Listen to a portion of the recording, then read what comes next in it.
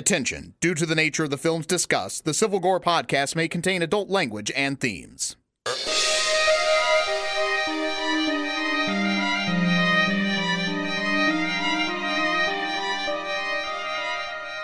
Hey there, everybody. Welcome to episode 109 of the Civil Gore podcast. I'm your host, Tim. And this is Brian. And Tim, do you feel it? The summer is winding down and the fall is approaching, and you know what that means. It's pumpkin season, it's Halloween, everything's coming soon already. Yeah, it's crazy. I mean, school's starting back in 2 weeks. Oh my God, so Tim's going to have a free house during the day. Yeah, I'm ready for pumpkin spice season, though. I think I'm ready. Did you see that thing that Cone sent us? It was the pumpkin spice truffle things? Yeah, they're not morsels, they're truffles. I don't know what that means, but... And so I assume that's like the replacement of it, right? It looked like it was in a bag, but I don't know. Yeah, because we had a bad year where they just didn't have them, which was ridiculous. And now I still have my bag that I never ended up making the cookies with, and now they're probably bad. So I probably need to throw that bag out. But so I guess they're making up for it by releasing truffles instead of morsels. They look like giant morsels. Yeah, and it looked like they're, I guess, like white chocolates on the outside of it or something. I don't know. Tell. I don't know. Tim and I will get back to you and experiment. Yeah, we're gonna buy those for sure if we see them in the. They will be purchased and tried and you know, I'm already seeing pumpkin beers though. I have to say that's a little bit early, but then again, like if you look at like our friend Cassie from. That we met at her New Jersey HorrorCon, she's posting stuff on her Instagram about all the Halloween finds she's finding. I found that big skeleton at Costco. I posted online. There's a lot. Like Halloween is it's like rapidly approaching. It's kind of exciting. we bought some rats from the dollar store. They already had Halloween stuff at the dollar store for Anna's Harry Potter birthday. Oh, yes, so that's right. Happy birthday to Anna. Yeah, so we had rats decorating the Slytherin table. So that's where we got our rats from. I've had my first, not a pumpkin beer, I've had my first Oktoberfest this year. Oh, okay. I had this, the typical Sam Adams Oktoberfest, but it was really good this year. So, I'm starting slowly, easing into the season. Yeah, I am drinking an odd beer that I think I need to tell you about, Tim. Okay. It's called, first of all, the brewery is named Smut Labs. So right there, okay. You got it's already odd. Thing. Yeah. Yeah. And the picture of it is a gorilla. And, well, based off the name, it's Siamese Gorilla is the name of the beer. And it shows a Siamese gorilla literally on it. And it says, there are two sides to this amazing beast. And so I'm going to read you this beer. It's a Thai Irish red ale with lemongrass, kaffir lime leaves, and ginger. Oh my gosh, that sounds bizarre. It has a unique taste. Like Julie took a sip of it, and her head went in like 8 different directions. With a sound effects. Yeah, I said, yeah, your head's gonna go all over with that. But I'll tell you, I'm enjoying it. It's just definitely not one you could just kind of guzzle down. This is definitely a sipping beer because it's a pretty strong flavor. Interesting. That sounds bizarre. Well, we do have some breweries lined up, Brian. I know I texted you about it earlier, but I asked my resident beer expert at work the 2 best local breweries, and he told me his recommendations, and he's had and tried everything. So if he says these are good, I know they're good. And he kind of explained to me, he said, there's a lot of good breweries in Wilmington, but there's only like a handful, maybe even only 2 or 3 that every beer is consistently either good or great. See, that's the ones I want to know. Yeah, so those are the 2 that he recommended. So we will be hitting those for sure when you come down. Awesome. And let him know if there's anything he wants us to pick, it's like a kind of a thank you. We'll bring him something from here. All right, and then of course I'm going to bring you those some 6 Point, of course. But that's some. We'll also look around because I know they have some of those good stouts I usually seem to find, and I know we'll bring something I know Olivia likes her stouts. So yeah, that'll be good. All right, guys, well, let's get right into it. Here is our first chop. All right, Brian, the 40 Years of Terror project continues. We're getting right down to it now. This thing was designed to last about a year. Yeah. This project. So we're kind of winding down. I'm way past the halfway point at this point. And 1991 came up on the old random number generator, and so I went looking for movies from 1991, which is kind of a mixed bag. 1991 had several sequels. Let me see what else they had. just for fun. They had a couple big ones. They had People Under the Stairs, of course. Silence of the Lambs. I guess some people consider that horror. Yeah. Popcorn. I'm already mispronouncing things. And then this one that I had not seen, but I had seen the VHS cover forever, and that is The Pit and the Pendulum. And this is actually a Stuart Gordon movie, which I was kind of surprised by. It does have Jeffrey Combs in it, and it also has Lance Henriksen. Oh, yeah. And this is a very strange movie. I guess it's horror technically, but it's also got like some romance in it, and it's basically historical. So it takes place during the Spanish Inquisition, and this woman named Maria, who is speaking out against the Inquisition, basically gets imprisoned and framed for being a witch. And then her lover, who is a baker, tries to get her out of prison. And they incorporate elements of Poe stories throughout this movie, like The Pit and the Pendulum, of course, and the Cask of Amontillado, or whatever how you pronounce it. Yeah. Where the guy got entombed in the wall. Oh, yeah. So it's a very it's a very strange mixed bag of a movie. I didn't quite know what to think of it. It's not really scary, but there are scenes of torture and witches burning and that kind of thing, if you like that. I think my problem with a movie set during the Spanish Inquisition that is also filmed in the 90s is it kind of comes off looking like the set dressing for like a Monty Python sketch instead of actual historical accuracy. So is there like some guy walking with like the high walk with his legs? Yeah, well, I kept expecting somebody to bust in and say, "No one expects the Spanish Inquisition," or something like. I mean, the costumes and everything. I mean, it's not like super high budget. So was there any appearance by John Cleese? That's all I want to know. No, there was not, unfortunately. So I don't know. It felt sometimes it almost felt like a parody of Spanish Inquisition. Maybe that historical time period has just been lampooned so many times that I can't take it seriously. Yeah, I can't take it seriously. Yeah. And I know Paul Naschy has done some stuff kind of along this same time period, and for some reason that stuff comes off more entertaining or realistic to me, maybe because it was in the 70s and it was a little more gritty and stuff. But for a movie in the 90s to portray the Spanish Inquisition and it's not a historically accurate portrayal, it just came off kind of weird. I don't know. I don't know. I can't fully recommend this one.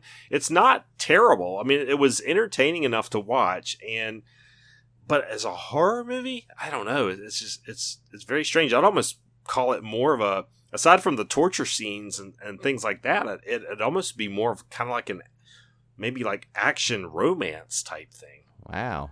I don't know. It's very strange movie. The Pit and the Pendulum, 1991. Yeah, but they all can't be winners, Tim. No. But I mean, I will have to say this wasn't the worst I've watched on my list by far. So if you want to give it a shot, it is on. I actually watched this one on Tubi TV. Oh yeah. Which I like which that actually one. I really like that one because they only show I think like one commercial at the front and maybe one in the middle. It's not constant commercials like some of these are. Yeah, like what is the one I did? Is it Popcorn TV or one of them? I swear to God, it's like every like 5 minutes, I feel like there's a commercial. I don't remember which one that is, but yeah, Tubi TV is pretty good. It's got a fairly decent selection too, so let's check that one out. That's in my little screen. I have like I have one of those boxes of all the on my iPad. Like I don't know if it's called a box, but anyway, where all my streaming things are in one little like group, and so like that's in there. That I always keep Tubi handy. All right, well, Brian, you watched a screener recently. Yeah, for something that's hitting Shudder. Yeah, so Shudder sent us a couple of screeners. One we can talk about, one not yet. But the one I can mention I watched it's called Incident in a Ghostland, and that's actually it's available, but it's going to be available on Shudder. So you have a membership, it'll be included in your streaming service, and it comes out August 15th. So by the time you're listening to this, it'll be out.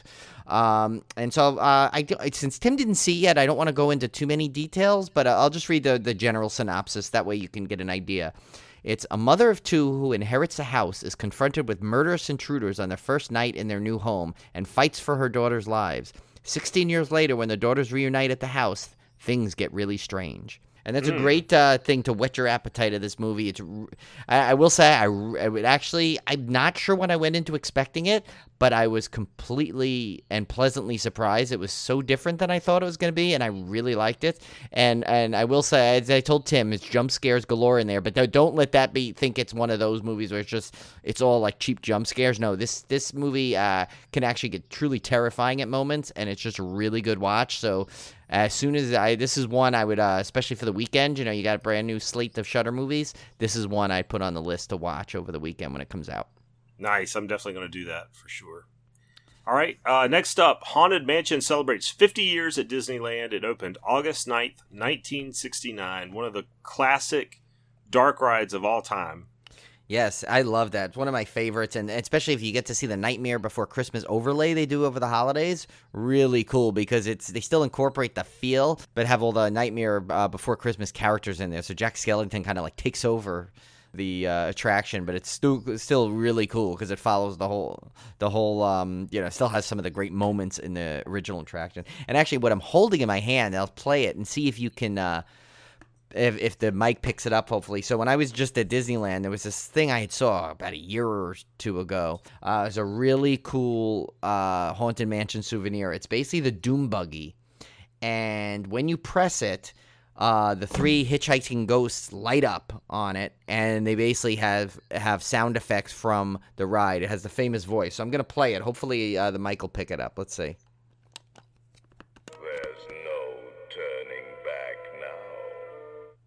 I don't know. Did you hear that, Tim? Yeah, that sounded good. Yeah. So, yeah, and it plays a whole bunch of different sayings, and it's really cool. I got it. I think it was like $12 or something, too. And it's such a cool souvenir, so I now have it in my Civilgore studios there as a great thing. And it was funny because I didn't pick it up when I was at the in front of the attraction. I'm like, they'll probably have it at the main store. I couldn't find it anywhere. So I went one way, Julie went the other, and our good buddy Mike Collins from Costa Radio went the other direction to all try and find this, and of course they're all helping me, and I walked right next to it and found it in the World of Disney store. So yeah, that's a great souvenir you're ever at the parks, but I think you can order it online. It's one of those ones that you can actually order it at the Shop Disney to have it sent home to you. Nice. Yeah. Awesome. Well, we have a bunch of new Halloween Horror Nights announcements. So we have a new house at Halloween Horror Nights called Graveyard Games, and I guess we'll read the description here.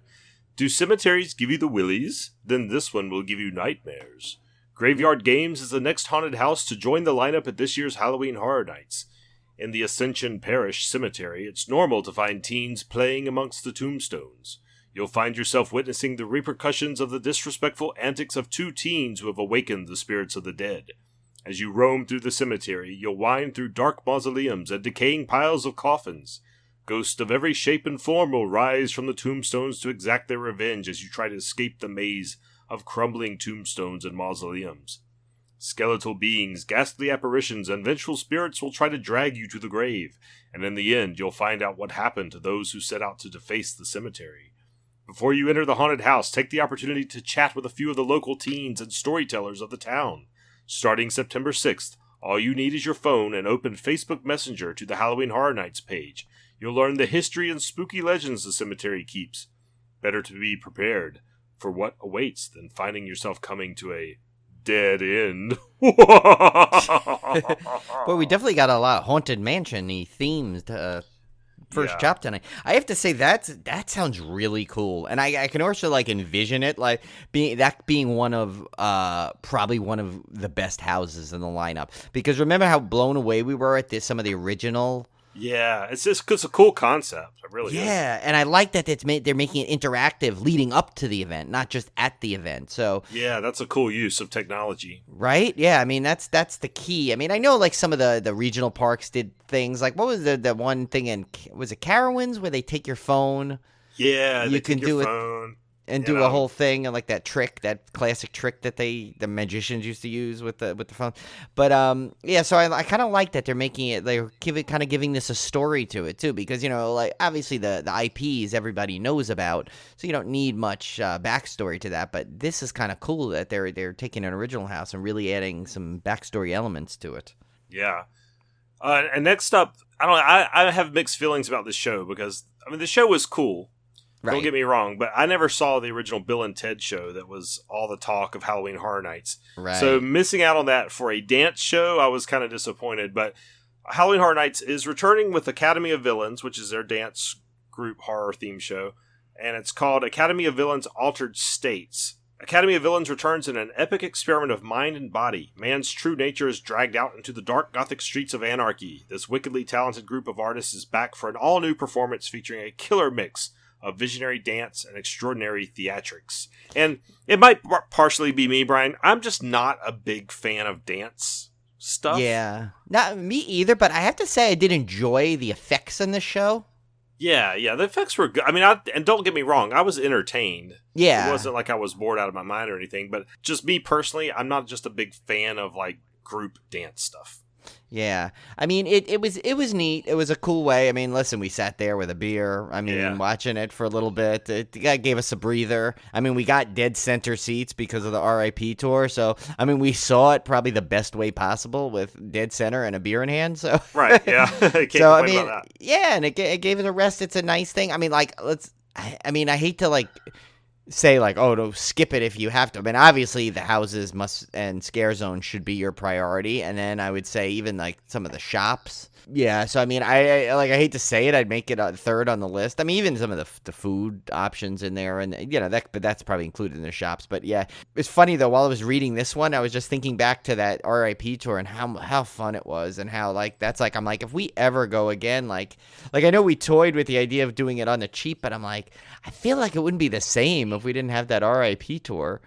No, we would definitely have to do the RIP tour again, I think. Yeah, it's definitely, and it's funny. It's like every time I read something, I'm like, is there any way we could pull this off? But it's funny. It's like, as cool as it is, as the event is, it's like, I feel like I'd hate to kind of throw it together, because it was so well planned when we did it. So I don't know. When I say on the cheap, that includes RIP tour. Right. Yeah. That's no, not I figured an option. that. Yeah, I figured that would have to be in there. So. And then finally we have some new scare zones announced. Brian, I think we'll just alternate these. Yeah. So first up is Zombieland Double Tap. It's time to brush up on those rules of survival. Based on the hit film and its upcoming sequel, this scare zone puts you in the middle of the United States of Zombieland. The infection has spread and bloodthirsty zombies are everywhere. The most important rule to remember, always double tap. That's probably a cool thing. It's an interesting way to just take essentially zombies, a zombie section, but now they're at least kind of putting it to an IP, which is kind of fun. And I wonder if they'll have like a little bit more of a comical slant to that scare zone, like maybe probably so, yeah. I wonder if they'll actually act like that, like they'll lay to the ground, and if you make sure you check them or something. Who knows? We'll see what they do with that. That should be interesting. But I see why he gave me that, because we know how much Tim loves his Rob Zombie. No, I'm just kidding. Tim does. No. So the next one is Rob Zombie Hellbilly Deluxe, and actually it's funny. Cody sent this to us too. But it says, his music. Now it's time to live it. Step into the heavy metal horror of Rob Zombie's music and imagery in this pulse-pounding scare zone. From otherworldly beings to brutal maniacs, you'll come face to face with his twisted creations as the music cranks to a frenzy. That sounds awesome. It does. It really does. But I wonder, could he use like his Michael Myers in that? I wonder. I don't know. But if it's based off the album, and that's his classic. I think that was his first like classic solo horror album that he did. I think it was Hellbilly Deluxe. And I love that album. That's got all my running music on it. That's what I run nice. So Tim would be like, it would be funny to see you at the scare zone. You just on instinct alone would just start taking off into a running gate. I would just be doing 5Ks in circles around the scare zone. This next one, I love the name Anarcade. Yeah, Anarcade. It's like it's an arcade. An arcade. Yeah. An 80s inspired arcade has taken over Avenue of the Stars. At first glance, you may think it's a party. However, you quickly learn that game over means a permanent end for you. A gang of neon slashers are out to play, and this is one game you won't want to lose. Oh, that sounds so cool, Brian. I know. Want to see that. I know that's pretty, and that stars thing. I think that's that one section where kind of where like around the corner from where Vamp was. Remember Vamp 85? I think it's like that corner is where I feel like it, and it seems like that would be the perfect spot for that too, because it's kind of out in the open anyway. So to do any kind of like, you know, like that one. What was the one? The one with the harvest. Like that something like that kind of a scare zone wouldn't work in that section. Right. That's such an open area, so this sounds like the perfect type of scare zone for that, where it's going to be like a lot of like lights and neon stuff going on, and probably people running around in your face, and probably some video game props. That just sounds like that would be really fun. So the next one is Vanity Ball. Beauty is a pain, literally. In the streets of Hollywood, your flesh becomes a canvas as blade-wielding artists slice up willing participants into horrific living works of art. Here, going under the knife takes on a whole other meaning. Ooh. So I wonder where that is. I wonder if that's where Hollywood, so that's kind of where the Killer Clowns was. Oh, no, that was more the San Francisco section. That would be over near where the Child's Play stuff was. Oh, right, that's right. Yes, you're right. That's where Child's Play, the toy thing was last year. You're right. That's where this will be. So, yeah, that makes sense. Next up and lastly, Vikings Undead. We're all familiar with the brutal Viking warriors. It's terrifying enough thinking about facing them alive.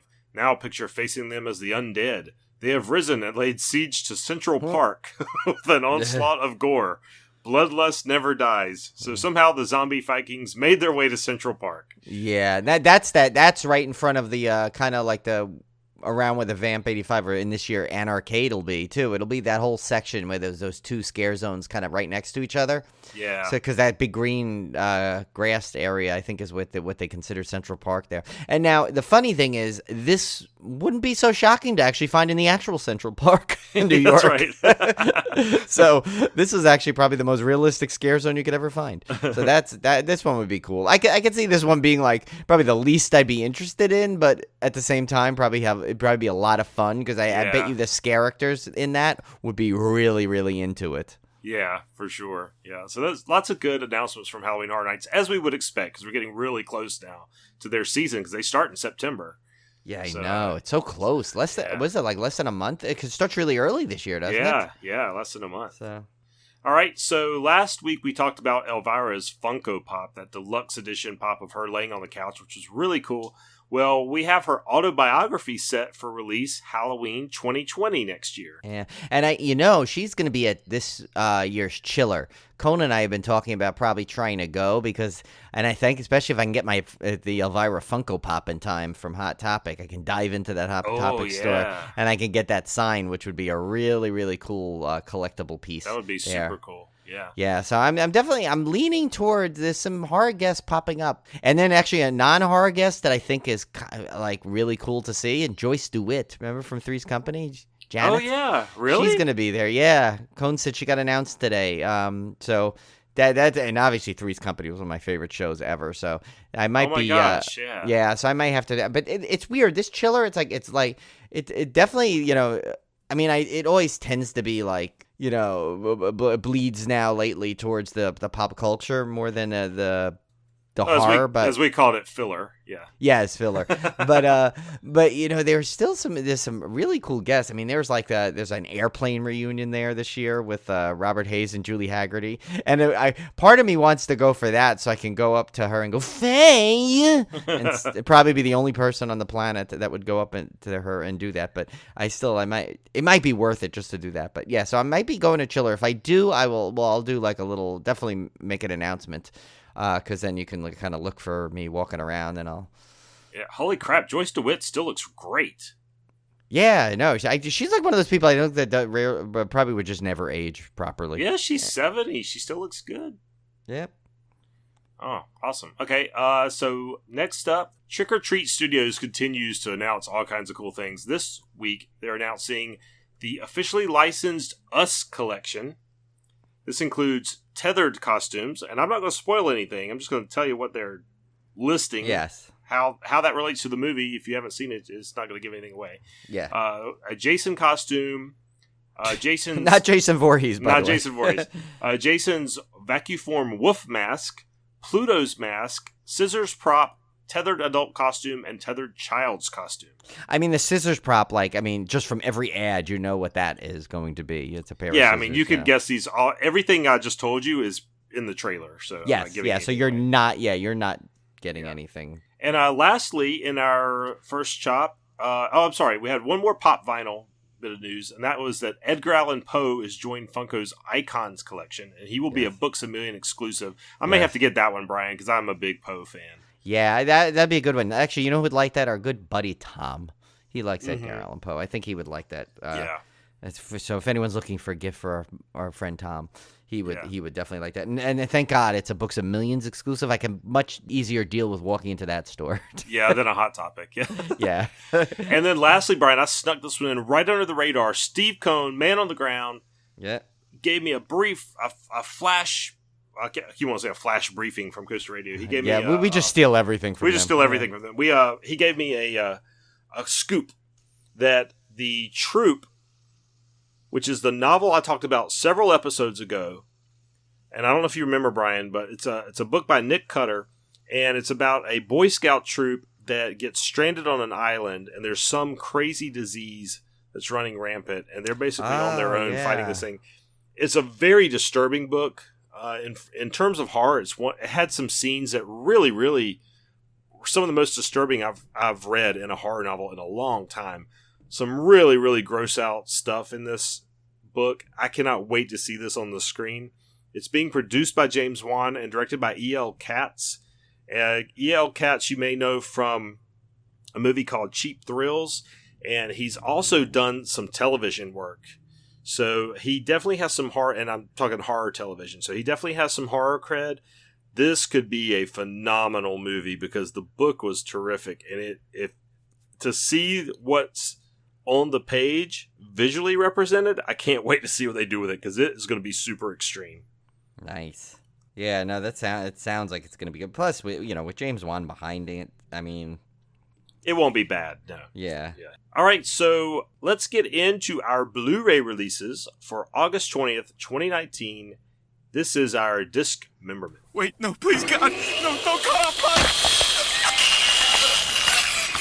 my... All right, so Brian, just a quick bit of TV Blu-ray news. The Walking Dead Season 9 will be out this week. So if you are a Walking Dead fan, that's your chance to pick that season up. And then on to the Blu-ray releases. Kind of a bigger week than last week. And I do actually have a pick of the week this week, which we'll talk about in a minute. But first up is a movie from this year that I did not get a chance to see, Brightburn. Oh, yeah, I didn't either, actually. This is a Sony Pictures release directed by David Yarovesky, starring Elizabeth Banks, David Denman, and Jackson A. Dunn. What if a child from another world crash-landed on Earth, but instead of becoming a hero to mankind, he proved to be something far more sinister? So this is kind of the horror take on Superman. This is also a theme lately, like with that show The Boys on Amazon, where it's like the superheroes are all like kind of a-holes and stuff. Yeah. Superheroes are still so popular. Right. And it seems like that popularity hasn't died, but it's maybe an attempt to do something a little different with the genre, which I can respect. I think that's cool. So it's going to be really interesting now that Avengers Endgame's over, what Marvel does with the phase, what is it, phase 4 now? Phase 3? Yeah, phase 4, but they said phase 4 is actually the shortest of the phases, and phase 5 is going to be jam-packed. I think that's where they're introducing X-Men and Fantastic Four into the fold. Oh, wow. So, yeah, so cool. That's going to be a doozy. This one does have some pretty good special features. It's got 3 quick burn vignettes hosted by actor Elizabeth Banks, producer James Gunn, and director David Yarovesky. It's got a hero horror featurette. It's not often filmmakers successfully and seamlessly combine both horror and superhero into a genre-bending hero horror category. Hear from producer James Gunn and screenwriters Brian and Mark Gunn as we will learn the methods of their filmmaking style and their dotting of the I's and slashing of the T's storytelling process. A nature versus nurture featurette. Hear from actor Jackson A. Dunn, producer James Gunn, screenwriters Brian and Mark Gunn, and understand the creative process involved in flipping the script of the traditional superhero and diving into what motivates and moves our new anti-hero Brandon Breyer. And then a filmmaker commentary with director David Yarovesky, DP Michael Dallatore, and costume designer Autumn Steed. What a name. Yeah. Autumn Steed. Autumn That's a cool Steed. name. Sounds like a horse name, but it's cool. Yeah, it does, but it is cool. And that's a pretty good disc. If you get a commentary on a brand new disc, that's saying something. Mm-hmm. Next up, 4D Man from 1959. This is a Kino Lorber release, directed by Irvin S. Yeworth Jr. That's a mouthful. Starring Robert Lansing, Lee Merriweather, and James Congdon. A scientist discovers a formula enabling him to pass through solid surfaces, but he also rapidly ages, which forces him to kill humans in order to reverse the aging process by absorbing his victims' energies. That sounds great. This is a class. I think I've seen this years ago. This is like one of those those sci-fi horror classics that have appeared on cable. So I know I'm pretty sure I've seen this one. This one has a brand new 4K restoration. Audio commentary by film historian Richard Harlan Smith. Audio commentary by Chris Yeworth, son of the director. Reflections from the 4D Man, an on-camera interview with producer Jack H. Harris. On-camera interview with co-star Lee Merriweather, and a theatrical trailer. Billy the Kid versus Dracula, 1966. This one sounds interesting, Brian. Kino Lorber release, directed by William Bodine. I never know if it's Bodine or Bodine. Some people do it one way and some people do it the other. Yeah, I think if you're a college coach, it's Ein, but if you're not, it's Een. Yeah, like if you're a race car driver, it's probably Een. It's Een, but if you're a coach of some sort, it's Ein. I don't know. So that brings up the question: is it John Carradine or John Carradine? Oh, it's always Carradine. No, I'm kidding. I'm just kidding. Chuck Courtney and Melinda Casey. Dracula travels to the American West intent on making a beautiful ranch owner his next victim. Her fiancé, outlaw Billy the Kid, finds out about it and rushes to save her. Why would a vampire go to a ranch? It seems like so outdoorsy and sunlight everywhere. I don't know. Yeah, I mean, unless it's like the what is it, the Bunny Ranch? What's that place in Vegas or whatever? Oh yeah. But what? I mean, is this like in the same shared universe? Is that the man who killed Hitler or something, and then Bigfoot or whatever? It sounds like it, doesn't it? Is that like in that vein of films? This one has a 2 for the price of 1 film historian commentary. You get an audio commentary by film historians Lee Gambon and John Harrison. So that sounds pretty cool. And 2 for the price of 1. 2 for the price of 1. You can't beat that. And now, Brian, my pick of the week. Yeah. Horror of Frankenstein from 1970. This is a Shout Factory release directed by Jimmy Sangster, not to be confused with Jimmy Dempster. Yes. Starring Ralph Bates, not to be confused with Kathy Bates. Kate O'Mara and Veronica Carlson. Scientist Victor Frankenstein builds a man from spare body parts. The monster comes alive and wreaks havoc. This one actually is interesting. It has 2 aspect ratios, 166 and 185. Take your choice. A new audio commentary by film historian Bruce G. Hallenbeck. I think we've heard of him before. Yes. A new interview with assistant director Nicholas Granby. New Veronica Carlson, a portrait of Hammer, an interview with the actress. New Jimmy Sangster, an exclusive interview, an interview with the producer-director. Gallows Humor, Inside the Horror of Frankenstein. An audio commentary with producer-director Jimmy Sangster and Hammer Films historian Marcus Hearn. Yeah, that's the guy we said would be really cool. Yeah. Good job. Frankenstein, Dracula, and Me, a conversation with Veronica Carlson. Theatrical trailer and a still gallery. That just sounds like I could see like a talk show, like that version of The View or something, It's like Frankenstein, Dracula, and Me, brought to you by, Can you imagine that conversation? I think I have this one in one of those Hammer collections. Well, let me look. Yeah, I was going to say, it seems familiar to me as well. So it can't be your pick of the week then, can it? No, I'm sorry. I have The Revenge of Frankenstein. Oh, so that must be what I have too, right? Yeah, that was another horror. That was another Hammer Frankenstein movie. So this is the horror of Frankenstein. So I definitely want to pick this one up because I don't have this one. So yeah, that is my pick of the week. That's just a great packed disc, and I'm sure it's a pretty good movie too, being a Hammer film. All right, next up, Brian, is your guess, and I gave you an easy one this week. I threw you a softball. Did you though? Well, it's from this year. Okay. So there's a chance you ran across it. And it's called I Trapped the Devil. And it's a Shout Factory release directed by Josh Lobo, starring Scott Poitras, A.J. Bowen, and Susan Burke. Now, how hard could it be? It's called I Trapped the Devil. What is this about? Well, I know whatever I'm going to say is somehow it's going to be the exact opposite somehow. But I trapped the devil. Okay, I'm gonna go out on a weird limb here. It's a couple of hunting buddies. They set a trap for something else, and they end up grabbing some guy, and they bring him in because he's injured, and he turns out to be the devil. That's not a bad guess.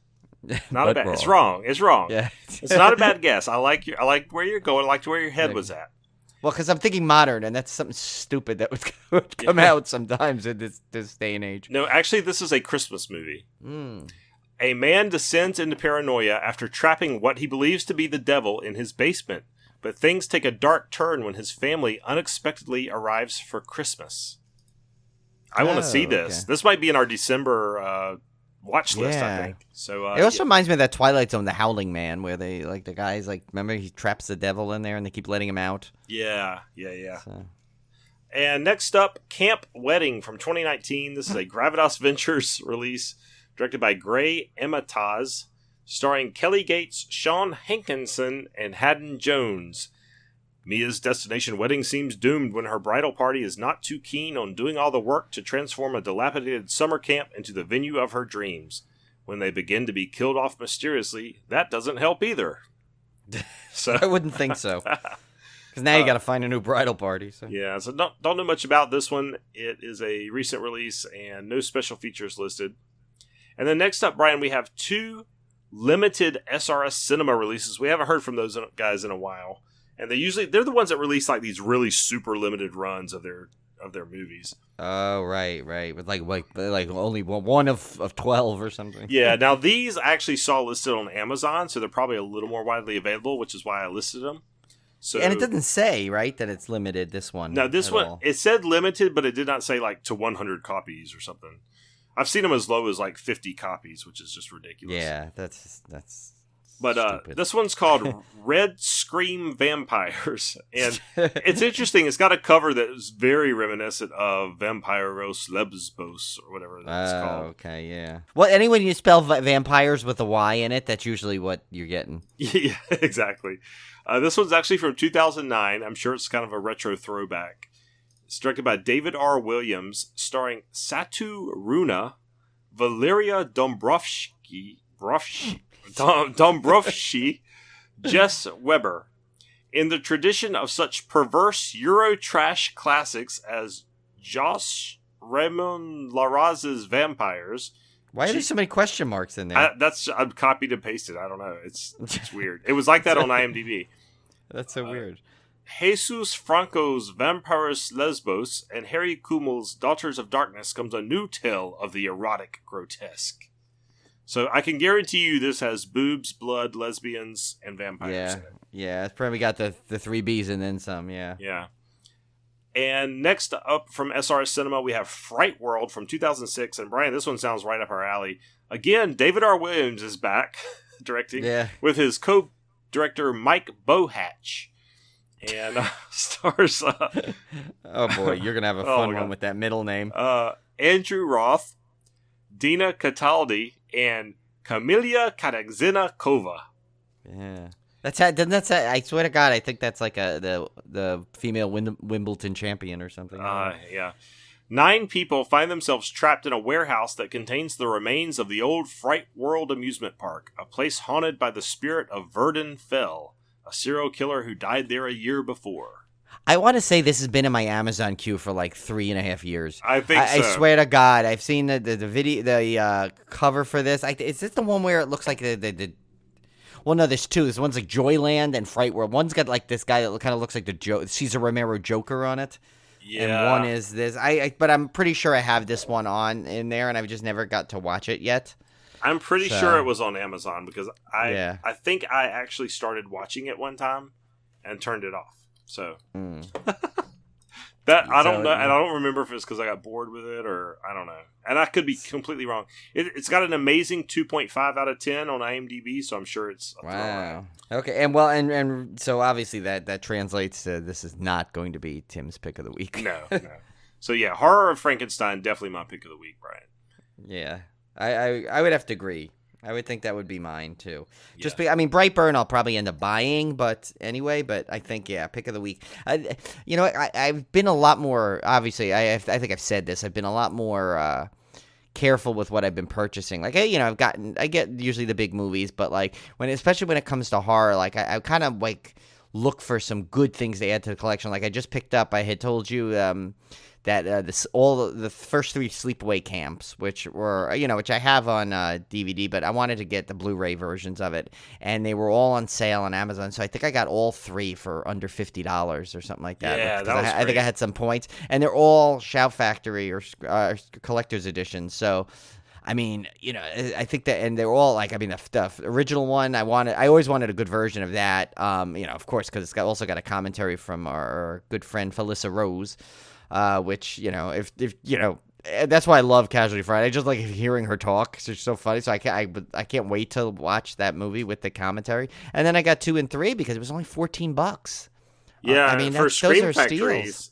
Collector's editions, that's a great price. Yeah, so now I just got to hope that they will somehow release Sleepaway Camp 4, or Return to Sleepaway Camp, technically, I think it's called, on Blu-ray as well, so I can have the complete box set, and then I think, because I donated to that thing, I have the Blu-ray coming for the, when they finish that documentary. So. Oh, yeah, that'll be cool. All right, guys, well, let's get right to it. This is our brand new Summer SLAYCATION.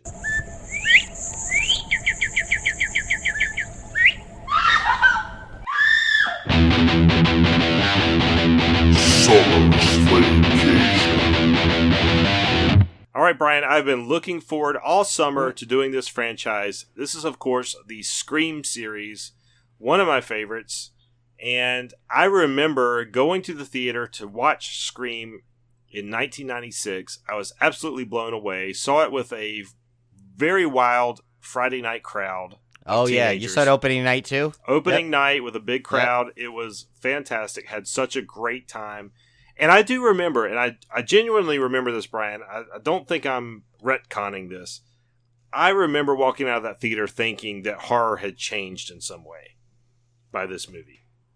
Well, it did. It absolutely did. And remember, if you think, and we'll get to that obviously as we go through this more, because we have some good talking points on this. But it also at some level created its own genre within itself of its own genre, but it also brought horror back into a whole new kind of mainstream horror, which with some of the talking points I put down there too, we'll get into too. But yeah, and I still remember like seeing the trailer for this and the theater kind of getting really into it. So I remember opening night, I had the same type of crowd. It was an opening night, tons of people in there. It was almost like a party in itself. Like people were really getting into it, and you don't always get that in horror movies. Like you got that in some levels of Friday the 13th, but even that, as they got on, that would die down. That right. Kind of thing, it would die. And so this kind of was like an adrenaline shot, and it was it reinvigorated the entire horror, like going to the movies opening night for a big horror movie, kind of thing, which I think has still now stayed strong from this movie at some level. I think so too. This is going to be a good thing. That's why we kind of decided that this movie should get its own episode, and then the other 3 will get the next part, because I think this is too influential to the genre, and it had so many, like, it's funny for a movie that totes its rules, it broke so many at some level, which was great, but we'll get all into that later. So so sorry, but basically I was trying to jump on your coattails there, because you were, you're correct. It did change. Yeah, and when I talk about my 40 Years of Terror project and I hit the early 90s, I always like roll my eyes because I know there's not going to be any good movies. I'm going to be getting Pumpkinhead 2 Blood Wings or something like that. And that's because if you think about it, you had the big horror franchises of the 80s with Jason and Freddy and Michael Myers and Chucky. These were like these guys ruled the decade of the 80s, and when the early 90s hit, their stars were kind of fading. Right. So you had this downhill of all those big franchises, and horror I think was in a slump, sort of like country music in the 80s. It was like this slump of where you just really didn't have anything good. You had some sequels, and I'm not saying there was no good horror movies that came out of the early 90s, because there were a few here and there, but there just was no defining genre, really. And a lot of the stuff from there just seems very, very bland.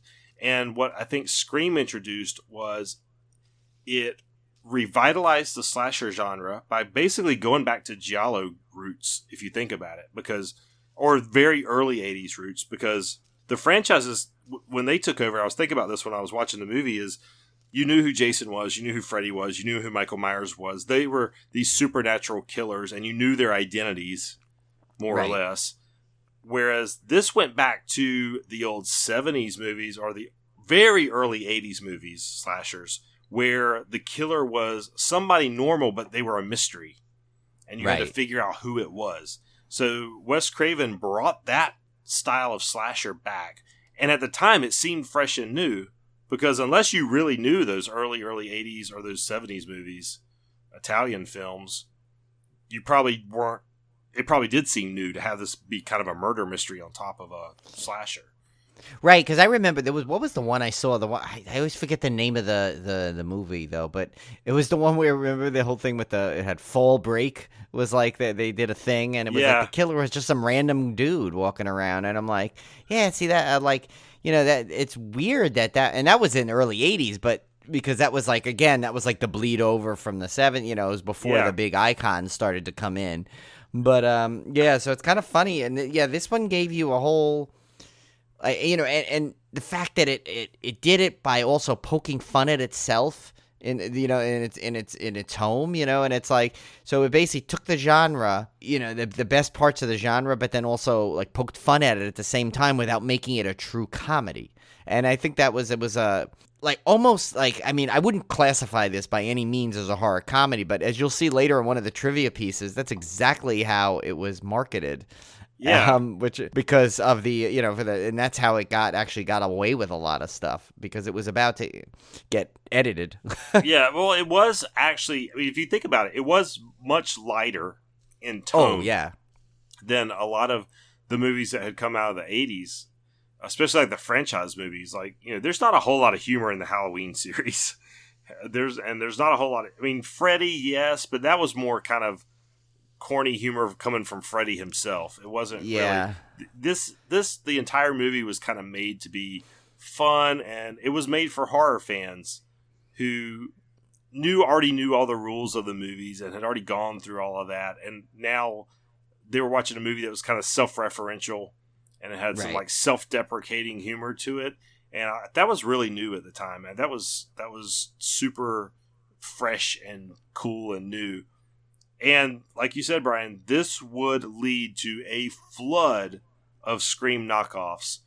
Stuff like I Know What You Did Last Summer and Urban Legend and Valentine. It would go throughout the entire 90s. You would have these basically Scream ripoffs. Yeah, and what's funny is through the Scream franchise, pretty much had almost all these people that went on to do those movies in a Scream movie too, which was kind of funny. Like, Rebecca Gayheart, Joshua Jackson was in the second one. Like all these people that ended up going, Sarah Michelle Gellar. They were all in like the Scream sequels, and they all ended up getting their own little Scream knockoff franchise. Yeah. So it's kind of it was definitely a type of movie that this started. And I have an opinion on that later. I'll save it for when we go into our discussion points, because there's a thing about these movies that I want to. It's kind of a question I want to ask you and give you my feeling on it. So, but I'll wait until we get to that point. Okay. Well, let's go through the actors and actresses and synopsis and stuff for anybody who has been living under a rock and hasn't seen Scream. Yeah.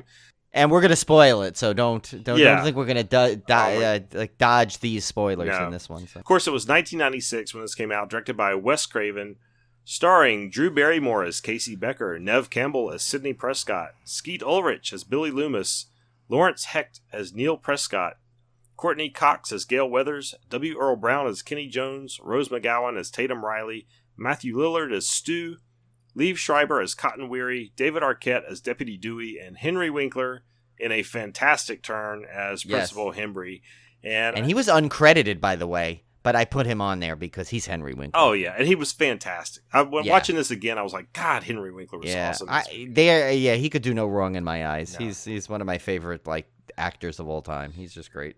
So the synopsis is, a year after the murder of her mother, a teenage girl is terrorized by a new killer who targets the girl and her friends by using horror films as part of a deadly game. And this movie introduced probably one of the most iconic opening scenes of a horror movie in recent memory. Of course, with the Drew Barrymore role, which was so shocking because everybody thought, I remember thinking back then, that Drew Barrymore was the star of this movie, right? Because she was the big name. I had not heard of. I mean, I guess I knew Neve Campbell from, what was she in? That Party of Five. She was big at this time. Yeah, I knew Neve Campbell, of course. Skeet Ulrich, I don't think I'd ever heard of. No, he was in The Craft, but I don't know if anyone I don't know how if at that point he was known enough still, even though he was in that. Yeah, Courtney Cox, of course, we knew from Friends. Yeah, and David Arquette, I think you kind of knew. Yeah, through some things, but by and large, I mean, with this cast, you would think Drew Barrymore was the star, and to see her get she was killed, on the posters too. Yeah. She was featured in the poster. It was a total misdirection, and when she was killed off in the first minutes of the movie, you knew this was going to be something different and unique. And that's what I really loved about that misdirection, is that at that point, anything was fair game. And you knew that anybody could be killed at any time, which I thought was fantastic. Right, and then what's even crazier is after that sequence, right, you're still kind of you're reeling from okay, so that's how this is going to work. Someone's going to call, and someone's going to die. And then who do you see next get the call? But Neve Campbell, who you figured she's got to now be the star.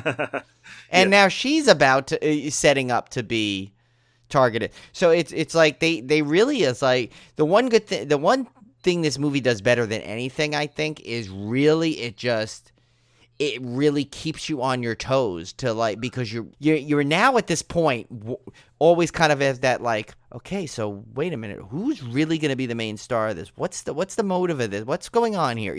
And you're kind of it found a way to immediately invest you right into the story right off the bat, because you want to know wait a minute, is this a random killer or is this a focused killer?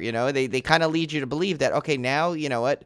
No, there's going to be this is your main character here, but doesn't mean that she's going to survive for very long. Yeah, and I think the other thing it does is it introduces some very likable characters, which have some depth to them. Neve Campbell was terrific in this role, and she comes across as very likable.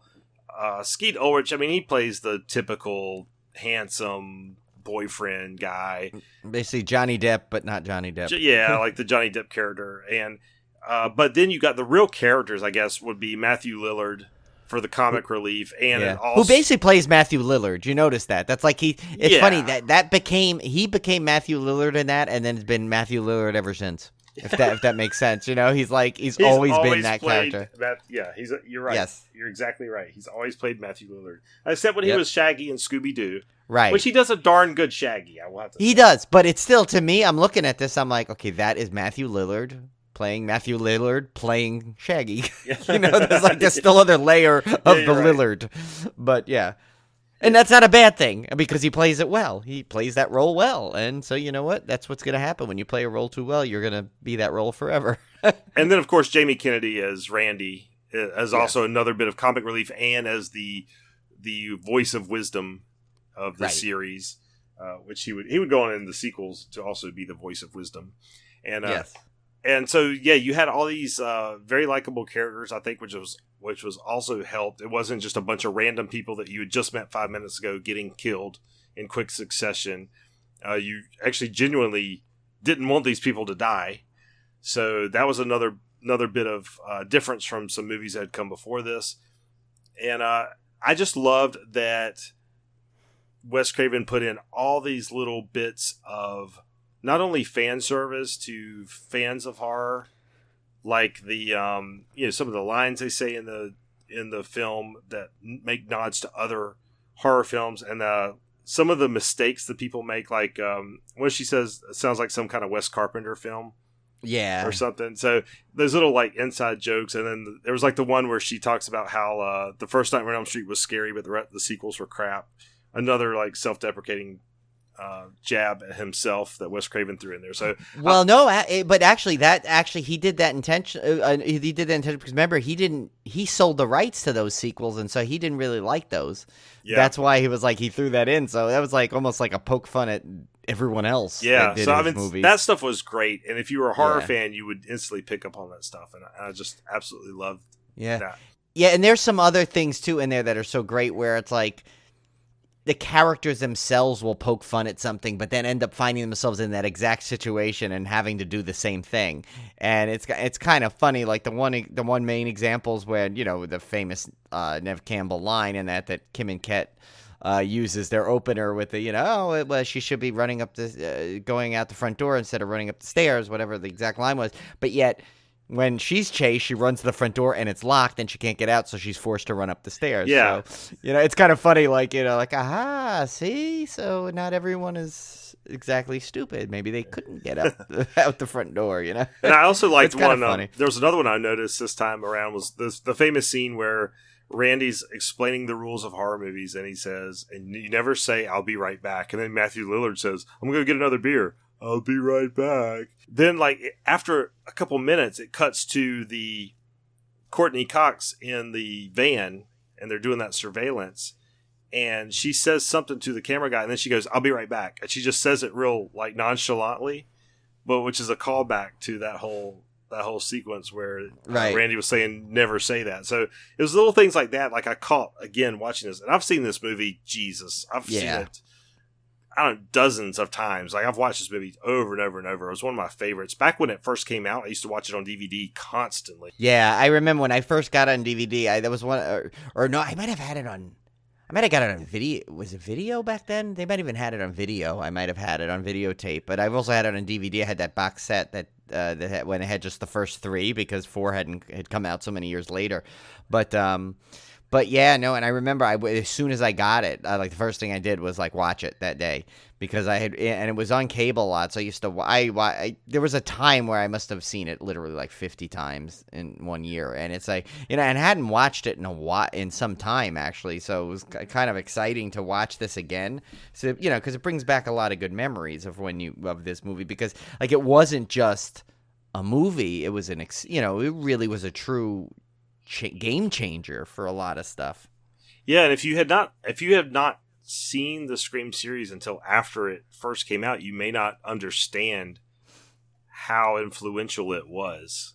I think you had to be there in the moment when it first came out to really understand, because Brian and I saw all the influences that came out of this movie after it was released. I mean, every other movie was Scream-esque in a way. Yeah.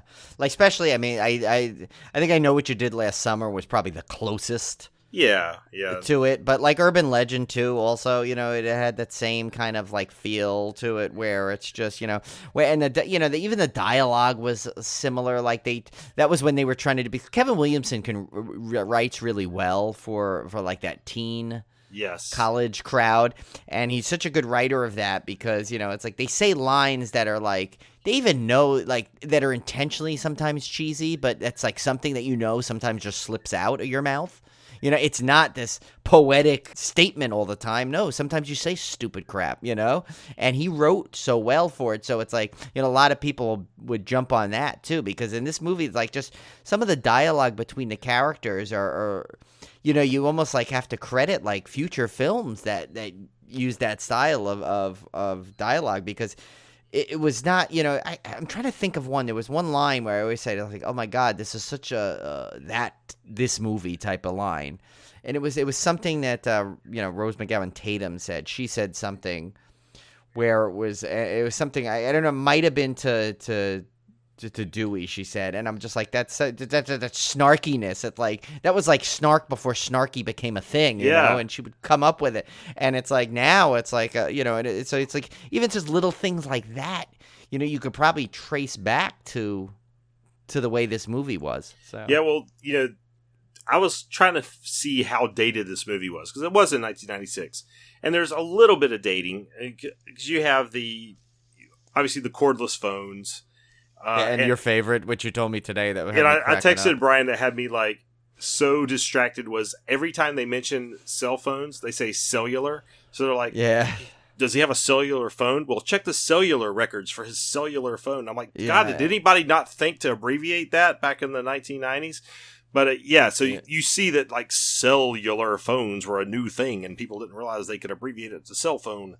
So yeah, that was a little dated. But other than that, like the conversation and stuff, the dialogue is not. Yeah, it's really not. Because it's struck so true that it's still used, in movies today, and so it didn't seem out of place. Yeah, Joss Whedon did that with Buffy the Vampire Slayer. If you go back and watch Buffy, he used things that sounded like what teenagers would say, but they weren't things that teenagers actually did say at the time, so that it was basically future-proof dialogue. That's smart. And it was really interesting because they would say stuff that wasn't really, he avoided phrases that were used at that time. He just substituted new phrases that he made up. So they were kind of timeless. And Kevin Williamson's such a great writer that I think he doesn't do the exact same thing here, but he does avoid things that would date this movie. And makes it so that the dialogue still sounds authentic today. I was actually noticing that today because I was looking for it hard. I was looking for ways to date this movie, and other than the cellular thing, that's about all I could find. Well, I think the only other one, but I think since it lasted longer than it probably should have, the video store, of course, that whole sequence. That's true. That's true. But that's, I think, shown in so many movies that even if you didn't live through that time, you knew what it was, so it doesn't seem so out of place, Right. And that was the tail end of, you start getting towards the tail end of video stores at that point, because when did Blockbuster fold? Well, there was one up until, I think last year, the last one, is closed. So, I mean, go figure. I mean, Netflix pretty much killed it, right? Well, yeah, I mean, and Blockbuster also had, they had just some of the most horrendous business practices ever. There was one time, I remember this, where my friend and I went into the Blockbuster, and it was when they had Laserdiscs, and I guess they realized that Laserdiscs were not going to be the medium that was going to stick as a rental. Right. So basically they were selling their old stock of Laserdiscs, and for some reason they had everything in their computers so marked down. I remember my friend, he was buying full-on box sets of Laserdiscs, which used to run at $100 and something for $8. Nice. And it was I'm like, how is this store going to ever survive? And another one was they had a deal one time. It was a limited deal where they said trade any DVD in, and you will get, I think it was at least you're going to get $7 to $9 for it, as long as they had it in the system. I went in there and with just a box of old crap DVDs that I either didn't want anymore or I already had a new version of, and it was but now here's the catch: you could only get store credit at this point. But I ended up with $450 worth of store credit, so I was buying brand new DVDs that happened to be on sale. So literally, I was just sending in old used DVDs and getting brand new versions of shit. It was and I'm like, that was just me. So just one person, I did that kind of damage. So it's so that business model, there was no way that was ever going to survive. Well, do you remember when they had the competing disc mail service for Netflix? They had Blockbuster. I can't remember what they called it. They had a Blockbuster mail service that they would send you DVDs just like Netflix did. So you didn't have to go to the store? Yeah, because when Netflix first started, it was just right. Their streaming part was a very, very small little niche thing. Their main business was you would go online, pick out which DVDs you wanted, and they would just send them to you, and then you drop them in the mailbox, and you didn't have to return them anywhere.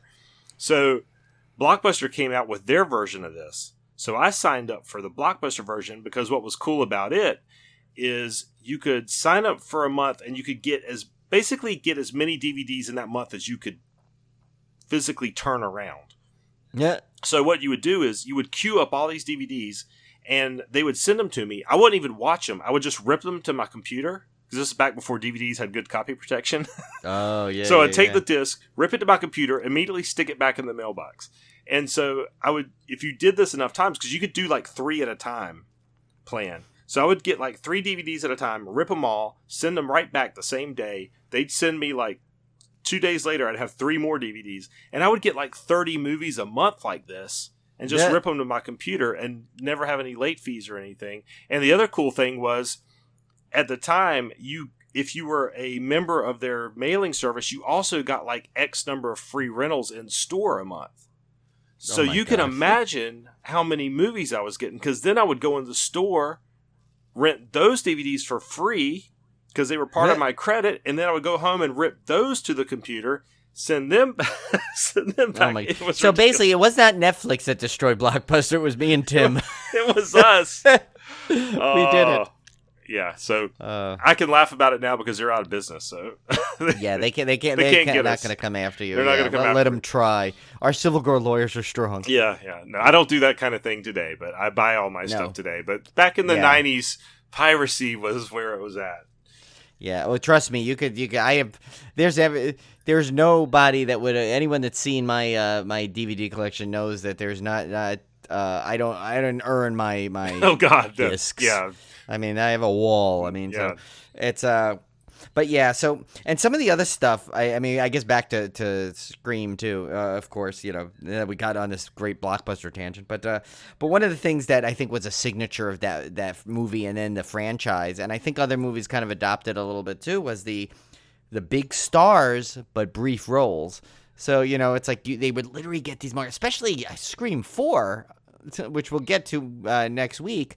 Like that one, like set the bar with like a bunch of people, you know, main people that were in it for like literally like minutes, you know, and it's like, so, you know, and obviously the Drew Barrymore, and I think, some of the trivia I was reading where it was like Drew Barrymore, like I think she was at one point considered for Sidney Prescott, but she decided she'd rather do the other role.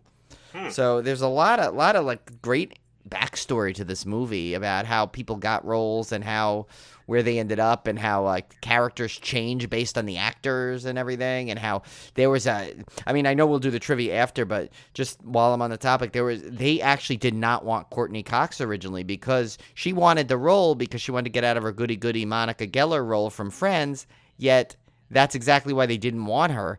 But she, after enough convincing, she got the part. But can you imagine? Because she is like, I can't picture that role going to anyone else. That's such her role now, you know? It's like... Yeah, it's great. It's funny because I never watched Friends. I mean, I've seen episodes, don't get me wrong, but I never watched it back when it was on. So I only knew Courtney Cox from Scream.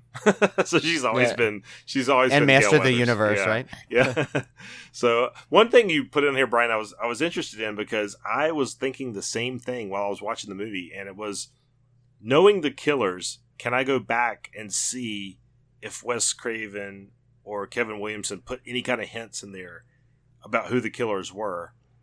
And it does seem to me, when you go back and watch it, and I don't know if it's because you have that knowledge beforehand, that Billy does seem awfully suspicious. But is that because you're supposed to suspect him and then it flips? I don't know. Well, so here's the thing. I mean, obviously we've seen it enough times. It was not like, it was no longer that element to the movie for us, and it's been long gone. Right. Yeah. But so when I watched it this time, I actually kind of consciously went into like looking for that now. You know, I want to say like, let me see if there's ways to do, you know, if they kind of like make it some obvious things. And, you know, the fact that obviously, big surprise here, you know, it was revealed that there were 2 killers. They actually are both tipped off in several occasions, except it's almost as if it's like that hiding in plain sight thing. Like one of the things that Tim's referring to is, I put down there, if you watch this now, look how quickly and defensively Billy gets. And if you watched, I mean, Julie and I always watch these, like those crime shows and all these things, you know, and they always say that it's like, you know, someone who's innocent will almost not get that hyper rage. You know, they're almost like, the hyper defensive. They're almost just like, no, I didn't do it, and that's it. It's like that's the calmness that they'll show. I mean, then again, it is the other total extreme when you're a total psychopath. You can actually not even get affected by anything, and you have this dead look. But that's not what That's not what he had. He was hyper. Like there was one line where he was like. He's like, oh my God, you still think it's me? Or before she's even done with her sentence, almost. And there's a couple of times where that happens, and it's funny. It's in the trivia too, but Randy basically flat out tells you, and he's the one that's been telling you everything, the entire movie, and he flat out says, no, you're the killer. You're his lapdog. Of course he's the killer. Look at what he's doing. And he's basically telling it to you, but since he's such a goofball and he's played as a goofy character for laughs, you don't take stock in it when he's right. He doesn't say one truthful thing. And even implicates himself. He goes, of course, I'd be the first to say I'm one of the suspects because I work at a video store and I'm kind of crazy and I want the girl. So it's like he basically tells you the misdirections and he tells you the real thing. Flat out. If you watch it, he doesn't ever not tell the truth. Well, I think at the time nobody had done that where the truth was in plain sight all along, and he just flat out tells you, because you would say, well, that can't be it, because they wouldn't just tell you. And that was the whole mystery. I mean, it got me. I remember I was floored at the end of this movie when the killers were revealed. I had no clue. Yeah, I didn't know who. At one point, it's funny. Like, I mean, I probably at one point went through in my head that it was just about almost everybody. I mean, they even went on to try and make you think it was poor old Henry Winkler at one point. But yeah, but it's like there's one point where I thought I was convinced it was going to be Dewey. I remember watching in the theater, sitting in there, and I'm like, it's going to be Dewey. Watch. Look at the way he is and the way he's like so goofy, and he's the last one to do. And it's kind of funny because remember in was it in they kind of spoofed the whole thing in a Scary Movie where the Doofy character, remember? Yeah. Where they played the whole Kaiser Sose joke on it. Kind of thing. And it's like, so it's it's like I really thought it was going to be him at one point. One point they make I think that's going to be the sheriff. I even thought for a split second, but obviously my initial thought was like everybody's okay. It's probably going to be Billy, but then they do make it. I think that it's because it's the first one right in your face that you immediately just say, no, they're trying to trick me. Yeah, they're trying to trick me. Yeah. But a real quick sidebar, actually, with that whole thing where I just sent the sheriff and Dewey. There is one scene in this that to me is hysterical, and I think it's definitely intentional the way they do this to show that like the stereotypes of the grizzled old police chief, sheriff, and the young deputy, where they're sitting there having that intense conversation about what they think is what's going on in the town. And he's sitting there smoking a cigarette down to the little butt, and Dewey's sitting there eating that strawberry ice cream cone. And it's hilarious if you watch the back and forth, because you get to this gritty cop and then him licking the ice cream and saying something, but they're both on the same page, but yet it's like such a physical representation of the age. Yeah. And I don't know why. I always crack up at that sequence. Yeah, I was laughing at that today too, because I'd totally forgotten, or I had just never paid attention to it before. But it really is. That's a great scene. Yeah, I mean, and it's because of the back and forth. It's like, and you could see even they're using it as the same tool. Like he takes a lick of the ice cream before he says his line, and the other guy takes a puff of the cigarette before he says his line. And it's pretty. It's actually such a brilliant scene that it's like I've always just been one of my favorite sequences, and in that kind of a movie, it could be easily just thrown away. Yeah. Yeah. But it's not, and it's great. Yeah. And of course, we should mention our dear elevator friend Francis McCain with a nice little cameo there. Yeah, Francis. I totally forgotten about that too. Yeah, that's awesome. I know, that's great. And we could have talked to her about it. I know. Yeah. But we were too busy trying to tell her, don't quit fiddling with that thing. Come and eat your dinner. She was so sweet. She was everything I wanted her to be. She was like, if she comes back, the next time I'm giving her a hug. Yeah, I need to give her a hug. Yeah. Yeah. I gave Dee Wallace a hug, so I got one. Yes, I got one mom, which also that line made me laugh. Which is like, what is that werewolf movie with E.T.'s mom in it? Yeah, right. There's so many like great things in there, like that just make you like. I love that. Yeah, everything you love about horror and things like that are thrown into this movie at some point. But all right, well, let's go through some trivia here. I'm not going to read all of these because we kind of put a lot. Oh, wait, before we go to trivia, do you want me to do my thing where I wrote there? There's two points I want to make. One, and the thing I wanted to know. So Ghostface as the slasher in this. I kind of compared him. What do you think of this? I compared him. He's like the slasher film version of when the zombies became fast. Oh, you're right. Have you noticed that? Because the slashers that we know, I mean, okay, yeah, Leatherface, but he's not a traditional slasher. Kind of guy, it's not the same. But like Michael, Freddy, Jason, they walked.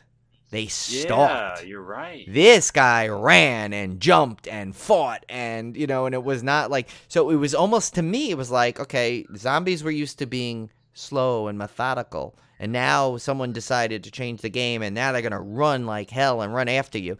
Same with this. I think it's like once they made, like now I think that changed the slasher person too, because like, oh yeah, why don't they just run? Because you probably always thought that. I mean, back in the day, you're like, okay, why doesn't Jason just run after him? Why is he walking? Yeah, that's a great point, Brian. I never thought about that. Yeah, that's a really good point. Yes, I mean, I know technically he ran a little bit in part 2, but he was younger. Yeah, but it wasn't the same quite. It wasn't the Jason that we at that point. And Michael, God, he never. No, he never. No, he drove. He just drove. But, yeah, he drove. I guess that kind of made up for his slow gait. But yeah, but and then here's the second point, and I was going to ask you, and this was and this is not a knock on this in any way, because as you could tell, I like yourself, big fan of this series. So this movie was these 90s style slasher films, especially this one. And the sequels, however, I feel a little differently about it. They got a little bit more in the serious side. But so these were like events and parties and like almost like a rock concert of a horror film at some level, with humor and action and this and that. But like I'm wondering, but if you think back to Scream, is it actually is it scary? And does it need to be truly scary to still have the same impact? I'm trying to think and put myself in the mindset of a teenager and not a cynical old guy who's watched a ton of horror movies. Yes, we are seasoned. We're seasoned. So. But I think it's scary in the same way that a haunt is scary, in that it's not really scary, but it's kind of fun scary. Right. Like there are jump scares in it. There's those kind of scares. But like, when you think about, you compare it to some other of the old 80s slashers because remember now it didn't have that POV stalking kind of motion in it. Like, you were kind of like, you were almost a true spectator in these movies, in the 90s type horror slashers. Whereas, back in the 80s slashers and the old ones, you were, you saw the killer's point of view. You had that moment of the music heightening. This was different. This was almost like in your face. You're watching. It's like the movie itself knew it had spectators and wanted to give you a show. You know what I'm saying? Yeah. But now once again, it doesn't mean I didn't like it, because I absolutely loved it. It's just when you compare it to other true horror movies, is it scary? Even though it has such an important place in the genre, but it's really not truly scary. I think it was. I mean, I think it was specifically marketed to be a theatrical experience. I think it was marketed for teenagers to go to the movies and have a good time. Like, exactly. Not that horror movies haven't been doing that for ages. They have, but I think it was an instance where it was doing that, but it was also treating its audience with some respect. It wasn't just. I'm not quite sure how to explain it, but the nods to horror fans and the lighthearted tone and the fun of it, I think it was treating the audience with respect instead of just basically, here's a low budget piece of crap we know you're going to pay your money for anyway. It was smart. It was clever. The dialogue was good. The performances were good. And I think it kind of like I said, it was a little bit of fan service, but it was respectful fan service. It wasn't talking down to the audience. And I think that's so. Yeah, was it actually scary? No, but did it work perfectly for its intended target audience? Yes, absolutely. Right. Okay. Good. That's kind of like what I was hoping you would kind of have that same, because it really, I mean, especially yes, it's a little more difficult for us who are seasoned and watch thousands of horror films at this point, but. You know, and I was very careful the way I tried to word it, because I didn't want to make it seem like I was taking anything away from this movie, because it's one of my favorite horror movies at all time, still even being with what I just said, you know. It's like, because, I mean, a horror movie, I mean, of course, obviously, you know, you want it to be scary, but it could also do what this did and still be super successful. Yeah. And still be a well-portrayed movie, respectful of the genre it's in. Even though it poked fun at the genre, it still, like you said, it gave it respect to not only the genre but the audience. And I think it was really the movie that everyone needed at that point for the horror fans. And I think, so that's why it's super, super important. It's so funny to think that this 90s horror movie that basically, you know, has been, like you said, repeated tons of times though, but like but really has such an important place in horror history. Yeah, and I think it still influences films to this day. Like, I still see influences from it in any movie, something like maybe like Hellfest that we watched. Absolutely. You still kind of get that same vibe, and all of that stuff came from Scream. Like, you could see its influences even 20 years later now.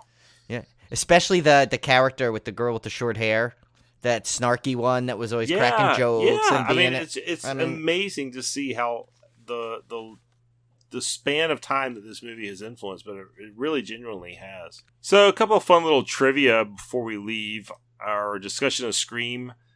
This one I thought was kind of funny, Brian, because we talked about, you know, whether the movie had aged, and in this respect, it kind of has.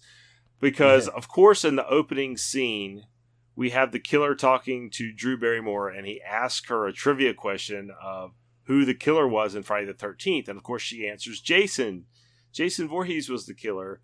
And the caller trickily corrects her and says, no, he wasn't the killer. Mrs. Voorhees was the killer.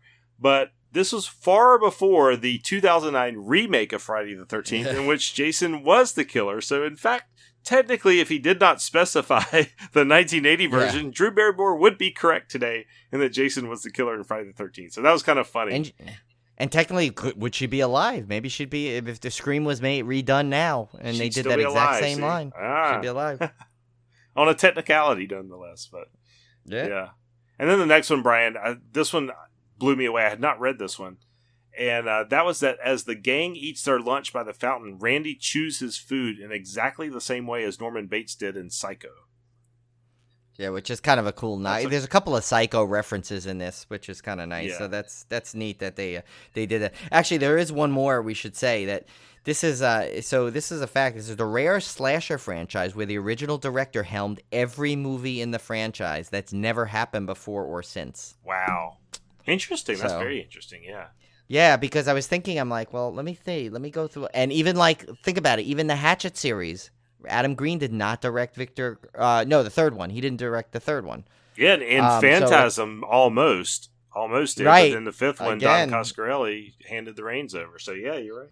Go figure, right? So that's kind of another little piece of horror history it has in there. All right, so Brian, what did you have for our beer pairing this week? So this was I mean, I was trying to really get a little bit creative with it, but I really didn't find anything better than this one. When it's a Scream Double IPA. That's what it's called, actually. It's by New Glarus Brewing Company, New Glarus, Wisconsin. It's 9% ABV. And here's the description. It's kind of a funny description. It says, a few times a year, we cut Dan loose to brew whatever he chooses. So I assume he's the head brewer of this brewery. It says, always handcrafted. The bottle you hold is brewed for the adventurous soul. This is a very limited edition, and we make no promises we will ever brew this style again. However, they have. I've seen it a couple times, but not in person, just on the site. It looked like it was there a couple times. It says, Scream pierces reality, effortlessly slicing our sky. He flies over the brewery just as Abe circled over Wisconsin's 8th Infantry during the Civil War. He calls us to something bigger, Scream boasts an inspired 85 IBUs that reverberate cleanly through this double IPA. New Glarus Brewery grown estate hops join other Wisconsin-grown hops to dominate this brew from kettle boil to dry hopping.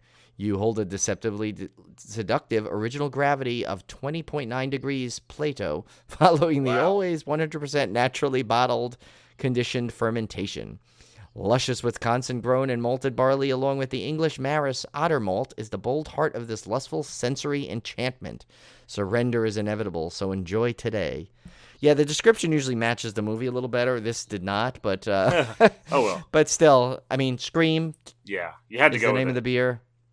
I actually am going to split this though, because I think I have another one for the second half of our SLAYCATION, another Scream beer that I was torn with that I think I'm going to use for the second half. So we'll probably get 2 beers for this quadrilogy, so to speak. Nice.